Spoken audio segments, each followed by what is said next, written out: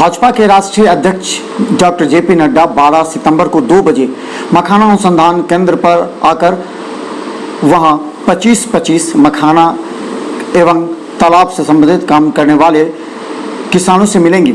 इस संबंध में दरभंगा सांसद गोपाल जी ठाकुर ने आज मखाना अनुसंधान केंद्र पर जाकर निरीक्षण किया। इस मौके पर मधुबनी के सांसद अशोक यादव भी मौजूद थे। गोपाल जी ठाकुर ने कहा कि जेपी नड्डा ने ही एम्स के निर्माण की बात पहले की थी।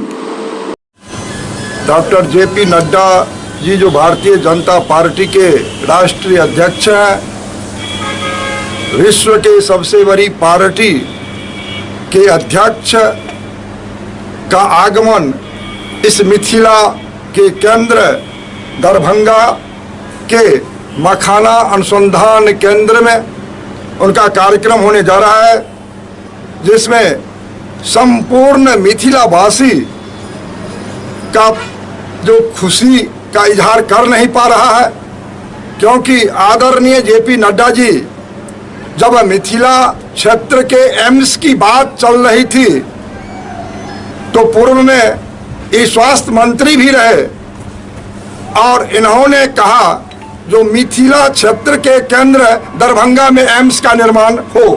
और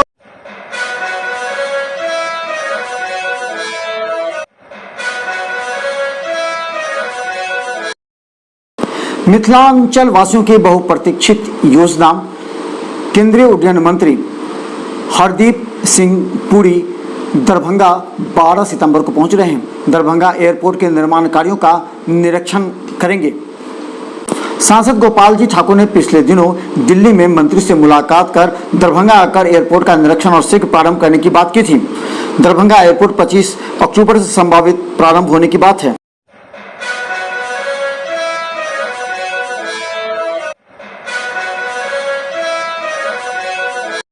दरभंगा विधानसभा चुनाव को लेकर के जिला प्रशासन के द्वारा ग्रामीण एवं शहरी क्षेत्र में महिलाओं के माध्यम से अब मतदाता जागरूकता अभियान प्रारंभ कर रही है। गौरतलब है कि विधानसभा चुनाव में इस बार कोरोना संकट को देखते हुए जिला प्रशासन पूरी एहतियात के तौर पर महिलाओं के द्वारा ग्रामीण क्षेत्र में लोगों को अधिक से अधिक संख्या में वोट डालने के लिए प्रेरित करने का प्रयास कर रही है। ऐसे में मेहंदी प्रतियोगिता एवं शपथ ग्रहण समारोह भी महिलाओं के द्वारा किया जा रहा है, जिसकी जिला प्रशासन निगरानी कर रही है।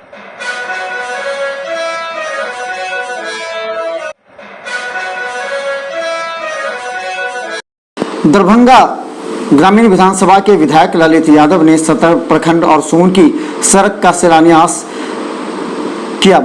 गौरतलब है कि 1 करोड़ 16 लाख की लागत से बनने वाला यह सड़क 2 प्रखंडों को जोड़ता है। इसका विधिवत शिलान्यास किया गया। विधायक ललित यादव ने कहा, यह सड़क सोनकी थाना चौक से लड़वामा तक निर्माण होगा, जिसकी लंबाई 1.650 है। यह पीसीसी सड़क बनेगी। ये बहुप्रतीक्षित योजना थी जिसे आज पूरा किया गया। इस जगह पर हम लोग खड़े हैं, ये सोनकी थाना चौक से ये नरमन्ना तक बहादुरपुर ब्लॉक तक ये सड़क है। दोनों प्रखंड को ये जोड़ने वाली सड़क है। ऐसे लाखों आबादी का आना जाना था। ये सड़क जर्जर हो गया था। हम लोग बड़ी मेहनत से सारे लोगों के ग्रामीण के अनुरोध पर और अपने विवेक पर हम लोगों ने देखा इस सड़क 2 ब्लॉक को ये जोड़ने वाली सड़क है। जो सड़क आपको फिर चिकनी से अशोक पेपर मिल चली जाती है समस्तीपुर, एक तरह से समझिए 2 जिला को भी जोड़ने वाली सड़क है। ये सड़क बहुत महत्वपूर्ण है और ये जर्जर हो गया था, तो इस सड़क का शिलान्यास हो जाने से कार्य शुभारंभ हो गया आज से।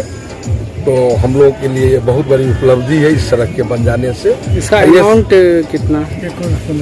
1 करोड़ 16 लाख की लागत से ये सड़क बन रही है।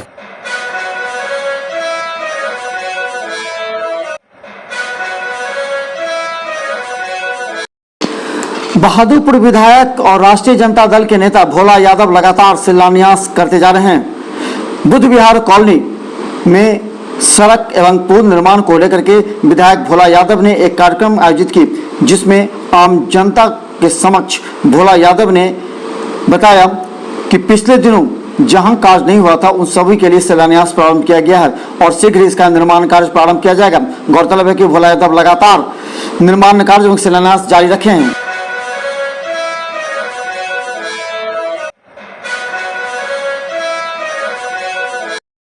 दरभंगा जिला प्रशासन के द्वारा टावर चौक दरभंगा पर 4 दुकानों को एक बार फिर बंद कराया गया है। इन सभी दुकानों के पास बिना मास्क पहने दुकानदार एवं आए हुए ग्राहकों को देखा गया और दूरी भी मेंटेन नहीं कर रहे थे, जिसके आरोप में जिला प्रशासन के द्वारा इन दुकानों को बंद किया गया है एवं कुछ ऐसे दुकानदार जो जिला प्रशासन की बातों को नहीं मान रहे हैं एवं दुकान चला रहे हैं, उन लोगों पर भी अब कार्रवाई की जाएगी।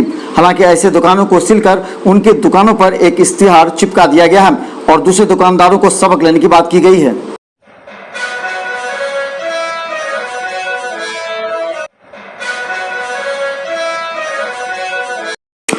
दरभंगा नगर निगम में इन दिनों शहर के कई लोगों का जमावड़ा लगातार बढ़ता जा रहा है। भारत सरकार के द्वारा 10,000 रुपए की राशि को लेकर के काफी भीड़ है।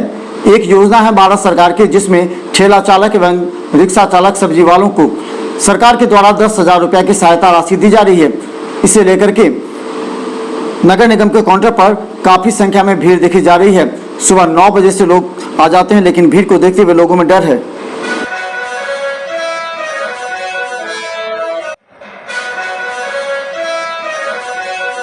विधानसभा चुनाव को लेकर के कई राजनीतिक दल अब अपना जनता के बीच आने का फैसला कर चुके हैं। ऐसे में ही साथी और आपका फैसला साफ पार्टी का प्रेस कॉन्फ्रेंस किया गया, जिसमें कई मुद्दों को रखा।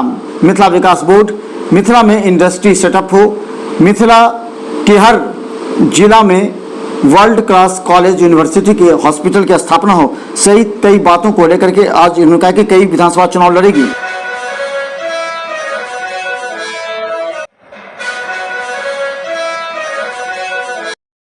दरभंगा सीएम साइंस कॉलेज में बनारस हिंदू यूनिवर्सिटी के द्वारा एग्रीकल्चर का एंट्रेंस परीक्षा आयोजित की जा रही है, जिसमें 300 से अधिक छात्र छात्राओं ने भाग लिया। यह परीक्षा इंटर स्नातक स्तर पर होने वाली इस परीक्षा के लिए छात्र छात्राओं को आज थर्मल चेकिंग से भी गुजरना पड़ा। इसके अलावा परीक्षा केंद्र को पूरी तरह सैनिटाइज किया गया था। काफी दिनों के बाद कोई परीक्षा किसी महाविद्यालय में आयोजित की जा रही है, इसे लेकर के महाविद्यालय प्रशासन पूरी सतर्कता बरतने के बाद थर्मल चेकिंग अभियान गेट पर ही प्रारंभ की थी, जिससे छात्र छात्रों में उत्सुकता दिखी।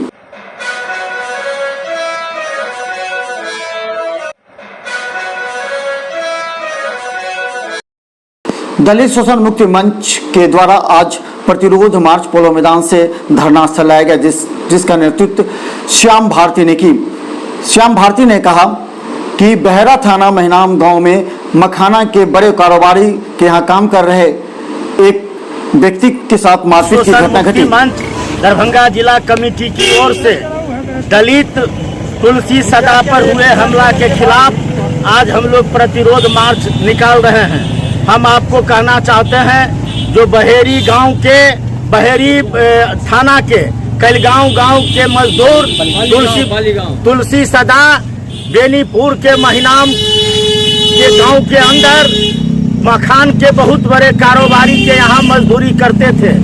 3 महीना से लॉकडाउन अवधि में 3 महीना से वहाँ उनके यहाँ मजदूरी कर रहे थे और जब उन्होंने मजदूरी का मांग किया तो तुलसी सदा के साथ बेरहमी से पिटाई की गई।